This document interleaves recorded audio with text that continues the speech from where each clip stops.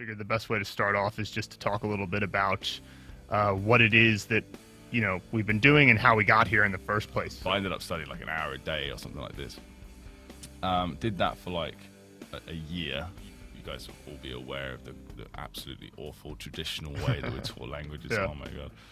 Textbook, teacher talks.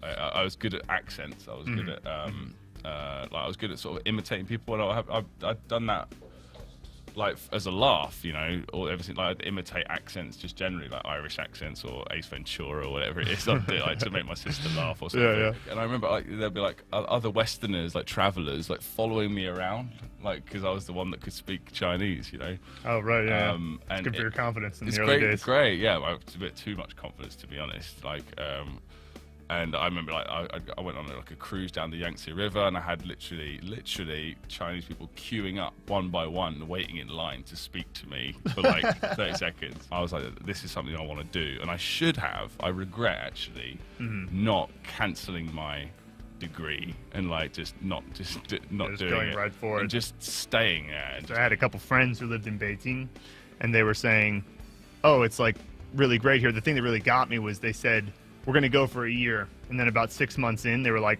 "Actually, we're going to stay longer than a year." And I remember just being like, "What? You're going to stay longer in China for a year? Why?" And then like I talked to them about Isn't it. it And like they a were like, third world country or something? right? Yeah, I had a lot of the same like sort of How do you misconceptions. poop? Do you have to like squat over a Yeah. ditch? Oh my God. I asked them about it, and they were like, "Well, you know, you'd be surprised what it's like to live here because you can get a good job. You know, you can work 25 hours a week, make enough money to live, and you know, you have more time And save a bit of money if you're not a complete moron. Like exactly. Me.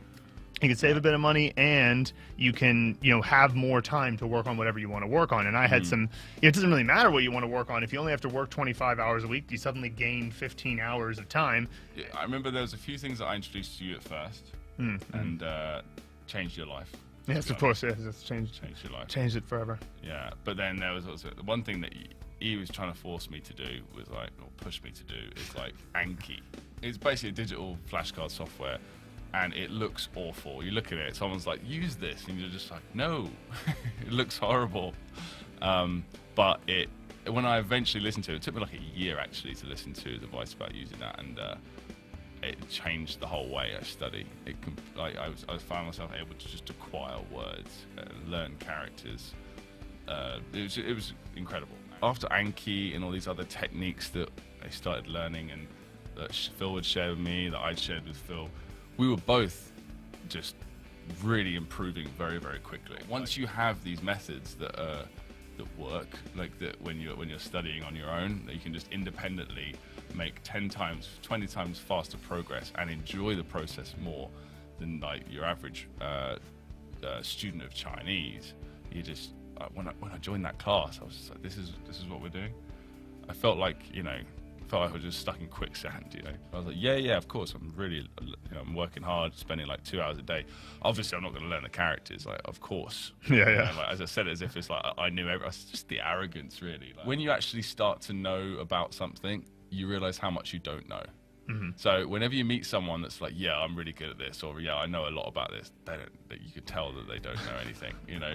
It's like, Yeah, that's kind of true. Because I remember just being like, "No, I don't have to learn it," and it set me back a long way. So Well, but on the flip side, though, I think you actually did the right first step, though, which is that you focused a lot on pronunciation, which I didn't realize how important it was. Well, you had a little bit of a natural ability for it, and you also just knew that you should focus on it. And like, I didn't really get how important it was. And you know, when I joined Sichuan University, because my characters and words were, you know, my vocabulary was already okay at the time of joining, they didn't put me in the earliest class, so I didn't even get their pronunciation training. And so like, I just never really got good pronunciation training, and so, you know, that messed me up a lot because I had to go back and try to retrain myself, because I guess before I was just sort of trying to go, well, it sounds like they're saying this, so I guess I'll just imitate it only. And like, it's not that imitation is bad, imitation is very good, but with the knowledge of how you're supposed to practice. I remember you looking at a couple of the pronunciations, you was like, "Wait a minute, this is pronounced Chuan." Yeah. I thought it was Chuan. And I was like, no, it's A-N, it's U-A-N, but there's two UANs. It's Right. That's differently, right? I had loads of things like that. I had so many moments of think like about realizing. think about that, right? That one difference. Think about how many times you might have heard something that's gone over your head. Like that's what people Yeah. don't realize about having bad pronunciation understanding is you think I have a bad pronunciation understanding, so it affects my speaking. Yes, it does, of course, but it also affects your listening, and just as much really, because if you think that somebody's saying another syllable, you just missed a chance to learn. So it's that simple. We were going through this process and we just realized, all right, we need to systemize this. We need to put it into a understandable, step-by-step guide, because, I vehemently believe that Chinese is not any harder than other languages in any individual step. It's just there's more steps because you have to learn this, writing system. The pronunciation is not, as close to English as other languages are. And so once you get past certain steps, that if you do them right, then actually it becomes super easy. What we're trying to do with this is take all the years of experience and knowing, what things resonated with our students and what things didn't. Because we've tried lots of stuff and experimented with different ideas. One of the things that we do in our pronunciation course that I think is a much better way than native Chinese teachers tend to teach pronunciation is that we give real examples. We use real language to teach it. And sure, the focus, like your point of focus, your frame of reference is definitely how do you enunciate these sounds, but we're not going to go, okay, here's the sound to enunciate, just repeat it over and over. Yeah. Ba, right. And we already had comments like Dan Doyle is one of our recent clients. That's fantastic. I'm totally psyched and impressed about it. Oh, that's awesome, man. Thank you. And I've been studying Chinese for a long time. I feel like you just gave me the key to unlock the whole thing. Yeah, I mean, in the early days of something as big of a project as learning Mandarin, which is a completely achievable project, but in the early days, getting somebody who's done it before and speaks language you can understand is more valuable than you can imagine. Because, like, a native Chinese teacher, while absolutely necessary to have a tutor who's a native Chinese tutor in the journey, at the very beginning, it's just hard for them to stand where you're standing and understand the culture you grew up in and understand the things that you're likely to find confusing, to make sure that we explain all of the initial sounds, which are kind of like the consonant sounds, the ones that we don't have in English at all. Focus on those. These are similar to the ones we have in English with a slight difference, though, so you want to make sure that you put some focus on those. Hey, look at these. They're the exact same as English, so you don't have to spend extra time worrying about them. And, like, these are the types of things that, any one individual tip you might find in a blog, or you might find somewhere, if you're just searching for it yourself. But we've basically collated it all together, put it into one package, and be like, here, this explains all of it. It's all here. So it's, I'm quite proud of it. I hope that we, I'm glad. To be honest, I'm glad it's finished. Yeah, it was a lot of work.